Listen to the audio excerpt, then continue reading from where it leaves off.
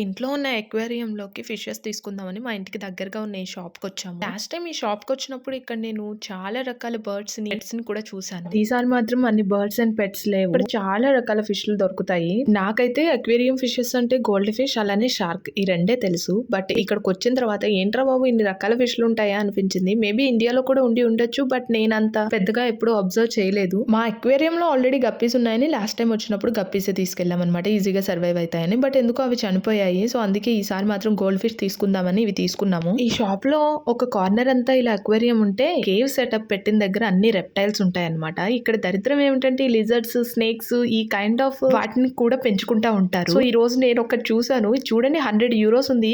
ఏంటి అంటే అది పాము. దేవుడా దీన్ని కూడా ఎలారా బాబు పెంచుకుంటారో చూస్తేనే భయంగా ఉంది అనిపించింది. ఇది ఒక వింత అయితే దీది చూడండి 120 euros ఉంది. ఏంటా అంటే అది లిజర్డ్. బల్లుల్ని పాముల్ని పెంచుకునే ఫ్యాంటసీస్ ఏంట్రా అనిపిస్తుంది. నా వీడియో నచ్చితే సబ్స్క్రైబ్